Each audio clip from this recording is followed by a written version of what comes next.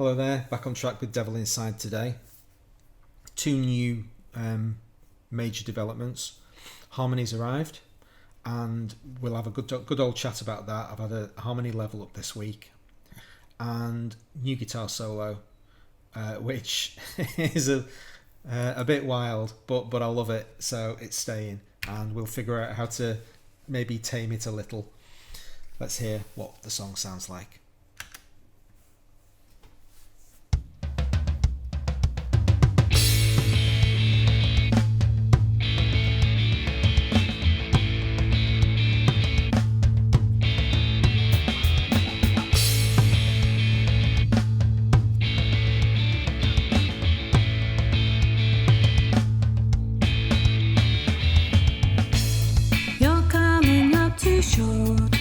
Looking for an answer, gone just like before, and you don't know why.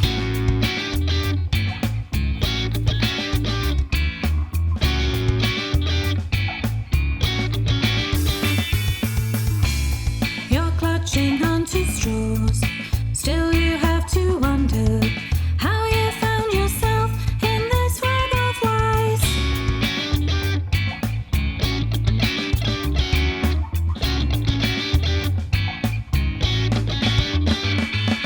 And as all your stars are fading, here's some bitter news. There's no sudden moment dawning, seems your day is due. Who's got your number, dragging you under? Better look out for the devil inside. Who's got your number, dragging you under? Better look out for the devil inside.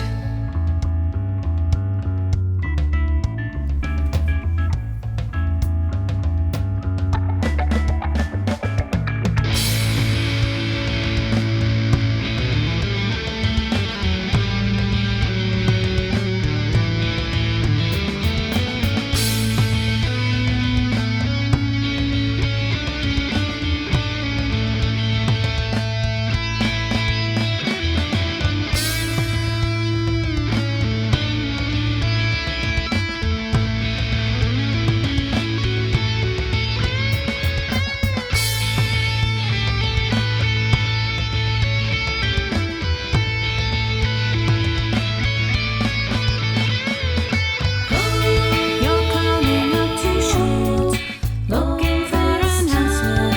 Then it comes along, and you don't know why.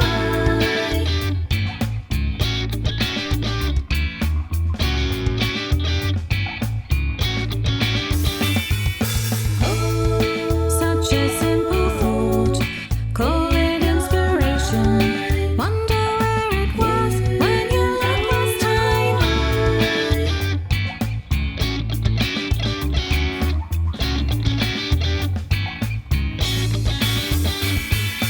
And with all your senses racing, here's some better news. All the world is freshly painted, seems your aim is true. Who's got your number, dragging you under? Better look out for the devil inside. Who's got your number, dragging you under? Better look out for the devil inside.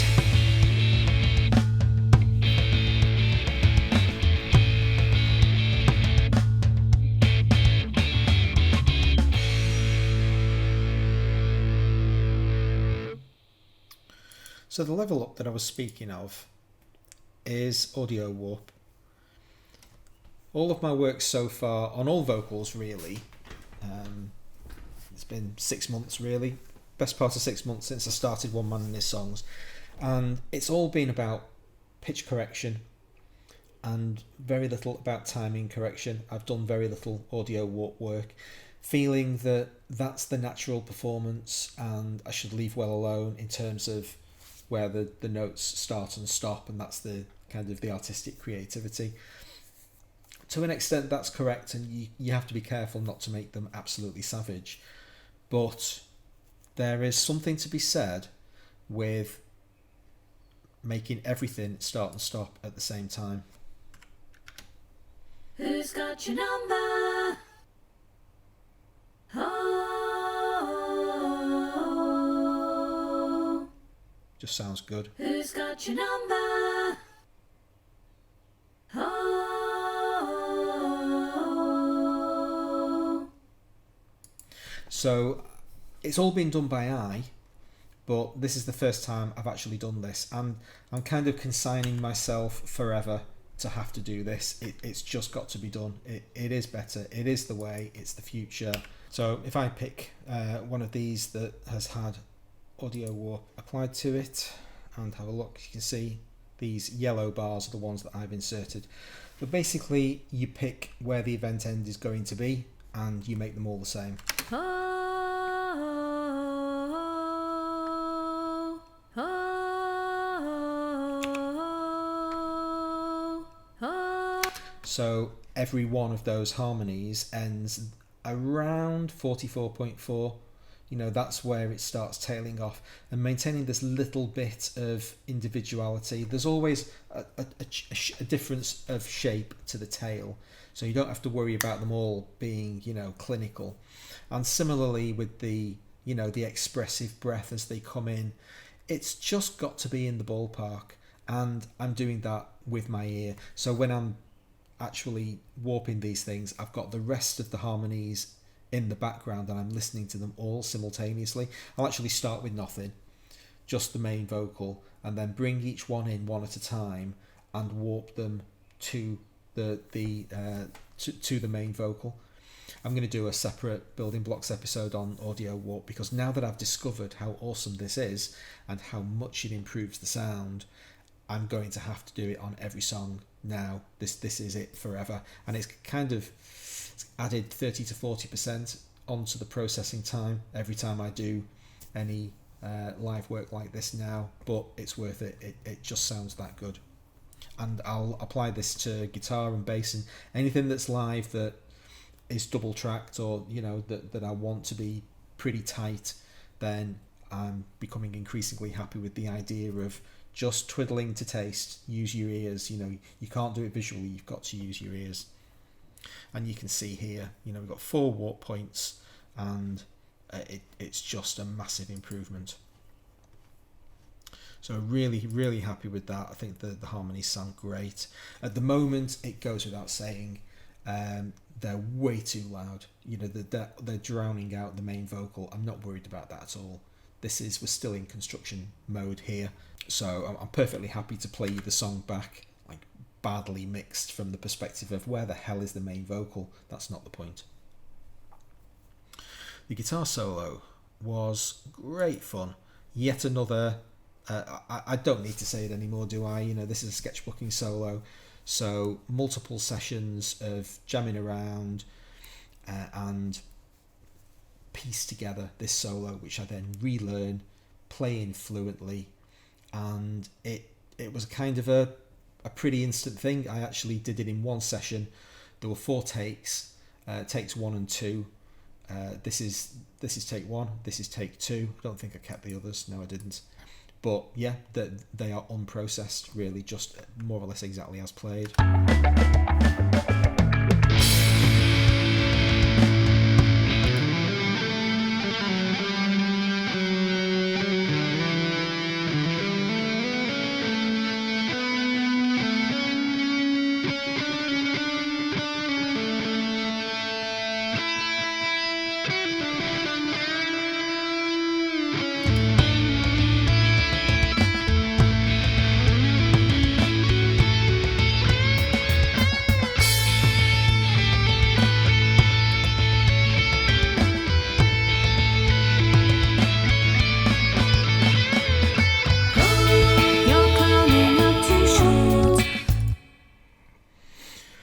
Oh, to own a real Mesa Boogie.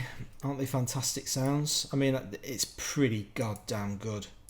it's the single most important reason I bought Amplitude at all, because they had the Mesa Boogie franchise, and I was going to get access to these amps. It turns out that Orange are fantastic as well, and I really love the Fender stuff. I'll talk in more detail about my increasing devotion to Amplitude at some point in the future. But yeah, this Mesa Boogie,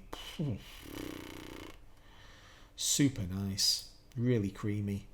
When I was listening to it in solo, then I think I'm not so keen on the delay. Maybe I'll go back and have a bit more of a twiddle with that. Done a bit of processing on the bass, duplicated it, fixed all the.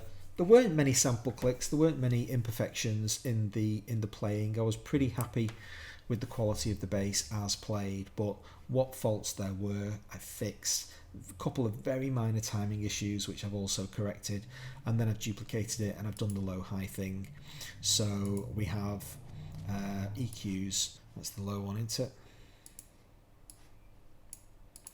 And here's the high one. And basically never the twain shall meet. So between them they divvy up responsibility for playing the bass, and they do different things.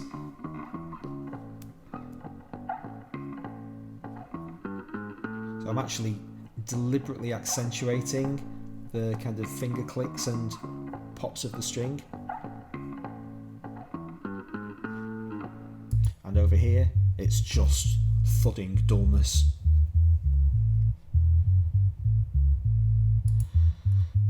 This is my go-to thudding dullness sound these days. It's Fender Bassman. No idea what's going on with the volume control. You know, if you go much past 2, it blows your ears, really. And in the high stuff,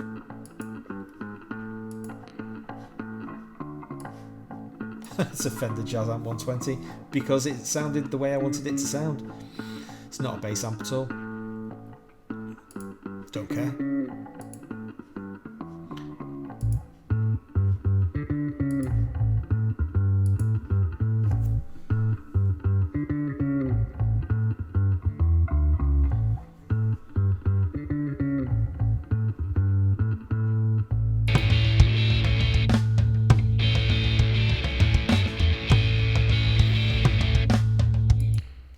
So that's some pretty dramatic steps forward, I think. This song was always one that it had more potential than it had realised. You know, I was never really that happy with it until this week, with me audio warping those harmonies, because they still weren't tight. Nothing was tight, nothing was working. It didn't feel like it was gelling together, and suddenly they've pulled the whole song together, and I'm really happy with it now. That solo again, I'm really happy with. I had to just add an arbitrary extra 8 bars. I literally just duplicated bars 49 to 57, just copied them across, fixed the various, you know, audio breaks that had been created with that, glued them back together again, and then I had 16 bars over which to solo, and that's worked out really well. So yeah, I'm now I'm a fan of this song. I think it's the thing that I'm working on right now. I'm kind of reluctant to actually play it because it sounds so raw, but it's up here, it's this dirty crunch. I just wanted some really high And as all your stars are fading, here's some bitter news. something in those, you know, I threw that down as an idea to come back to tomorrow. I recorded that this morning. I'll come back to it tomorrow and have a good listen to it and decide, is that really what I want? Is that the kind of vibe that I want? But that I just want that extra little bit of high frequency colour in the sound at that.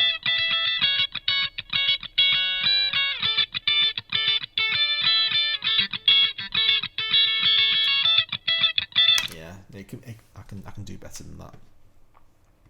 I hope you enjoyed that, and I hope you'll come back for the next episode. And if you subscribe and hit the notifications bell, then you'll find out when that is. Hope to see you then. Thanks very much for watching.